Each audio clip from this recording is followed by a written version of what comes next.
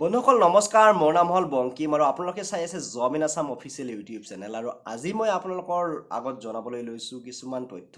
আপোনালোকে motivational speaker Sandeep মাহেশ্বৰীৰ নামটো নিশ্চয়কৈ শুনিছে যদিহে শুনিছে কমেণ্ট কৰি জনাওকচোন যে আপোনালোকে সন্দীপ মাহেশ্বৰীৰ ভিডিঅ' চায়নে আৰু যদিহে চোৱা নাই তেনেহ'লে কমেণ্ট কৰি জনাওকচোন যে আপোনালোকে এতিয়ালৈকে সন্দীপ মাহেশ্বৰীৰ ভিডিঅ' চোৱা নাই বুলি আৰু মই আপোনালোকক জনাওঁ যে যদিহে আপোনালোকে সন্দীপ মাহেশ্বৰীৰ ভিডিঅ' এতিয়ালৈকে চোৱা নাই নিশ্চয়কৈ ইউটিউবত চাৰ্চ কৰি চাব নাপাহৰিব কাৰণ এওঁ এজন মটিভেশ্যনেল স্পিকাৰ হয় আৰু যথেষ্টখিনি ধুনীয়া ধুনীয়া ভিডিঅ' বনায় এওঁ আৰু আজি মই আপোনালোকক জনাম যে সন্দীপ মাহেশ্বৰীয়ে মাজে মাজে লাইভ ছেশ্যন অনুষ্ঠিত কৰে আৰু বেছিভাগ লাইভ ছেশ্যন এওঁৰ দিল্লী NCRত অনুষ্ঠিত হয় আৰু মই জনাত আজিলৈকে অসমত অনুষ্ঠিত হোৱা নাই এওঁৰ লাইভ ছেশ্যনবিলাক অৰ্থাৎ যিবিলাক ছেমিনাৰ এইবিলাক আৰু মই আপোনালোকক জনাম যে কেনেকৈ আপোনালোকে ফ্ৰীতে সন্দীপ মাহেশ্বৰীৰ যিবিলাক ছেমিনাৰ অনুষ্ঠিত হয় সেইবিলাকত আপোনালোকে কেনেকৈ ফ্ৰীতে যাব পাৰিব আৰু কেনেকৈ এপ্লিকেশ্যন কৰিব পাৰিব মোবাইলতে সেই সকলোবিলাক বস্তু এতিয়া মই আপোনালোকক দেখুৱাবলৈ লৈছোঁ ঠিক আছে তো ইয়াৰ কাৰণে আপুনি এটা কাম কৰিব লাগিব প্ৰথমতে আপোনাৰ মোবাইলত যিকোনো এটা ব্ৰাউজাৰ অপেন কৰি ল'ব লাগিব আৰু অপেন কৰাৰ পিছত আপোনালোকে ইয়াত এটা বস্তু লিখিব লাগিব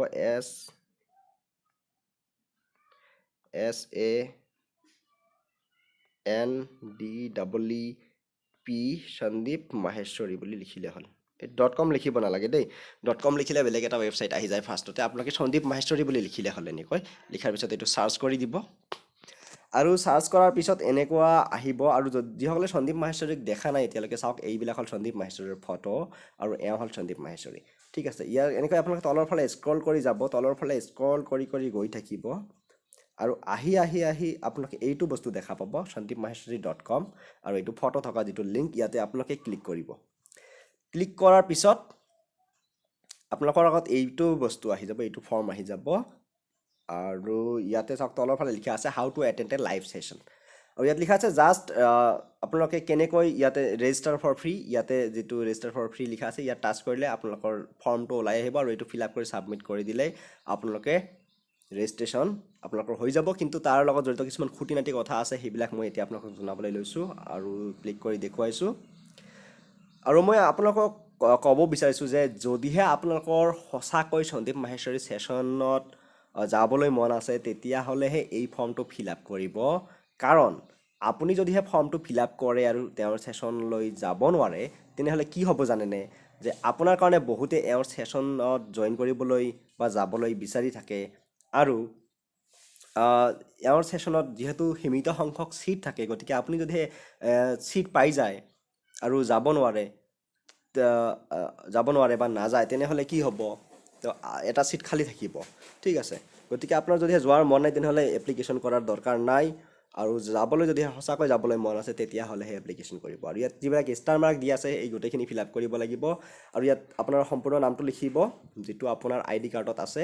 কিয়নো আপুনি যেতিয়া যাব তেতিয়া আপোনাৰ এটা ID কাৰ্ড বিচাৰিব আধাৰ কাৰ্ড হওক বা পান কাৰ্ড হওক এনেকুৱা আৰু যিটো আপোনাৰ শুদ্ধ নাম সেইটোহে ইয়াত লিখিব ইয়াত ইমেইল এড্ৰেছ এটা লিখিব কাৰণ আপোনাক ইয়াতে যিটো ইনভাইটেশ্যন আহিব এইটো ইমেইল যোগে আহিব বা মোবাইল নাম্বাৰত আহিব SMS যোগে গতিকে মোবাইল নাম্বাৰ আৰু ইমেইল এড্ৰেছটো একদম শুদ্ধকৈ লিখিব নাপাহৰিব বয়সটো লিখিব জেণ্ডাৰ মেল নে ফিমেল লিখিব অকুপেশ্যন কি কৰে সেইটো লিখিব আৰু চিলেক্ট ষ্টেট ইয়াতে যদিহে মই এইখিনিতে এটা গুৰুত্বপূৰ্ণ বস্তু আপোনালোকক কৈ থওঁ যদিহে আপোনালোকে ইয়াত সোনকালে যাম বুলি ভাবিছে ইয়াত লিখা আছে চাওক please note most of the sessions R conducted in Delhi NCR বেছিভাগ ছেশ্যন ক'ত অনুষ্ঠিত হয় দিল্লী NCRত গতিকে আপোনালোকে যদিহে ইয়াত ষ্টেটৰ ঠাইত দিল্লী NCR বুলি লিখে তেনেহ'লে আপোনাৰ যিটো ছেশ্যনত যোৱাৰ চান্স সেইটো বেছি হৈ পৰিব আৰু আছামত লিখিলে কি হ'ব অসমত যেতিয়া এওঁৰ ছেশ্যন অনুষ্ঠিত হ'ব তেতিয়াহে আপোনাক মতা হ'ব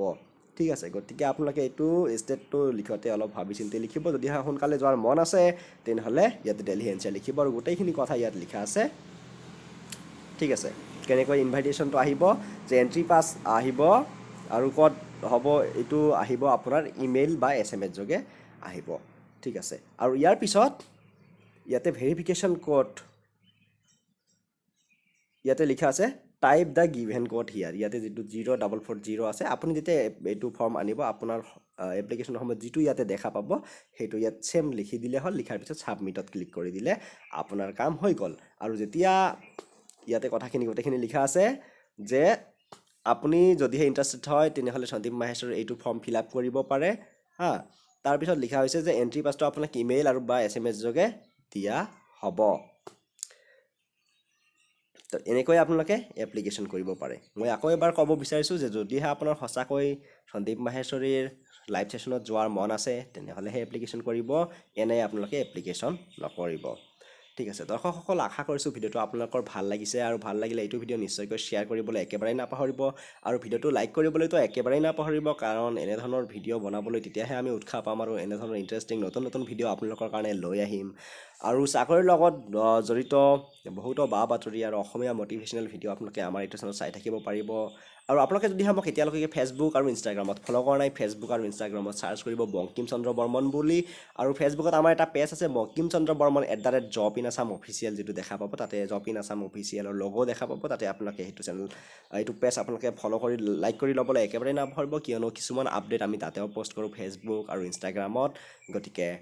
তাতে আপোনালোকে ফ'ল' কৰি ল'বলৈ একেবাৰে নাপাহৰিব আৰু hey guys my name is Bankim and this is the job in Assam official YouTube channel and I will catch you in the next one.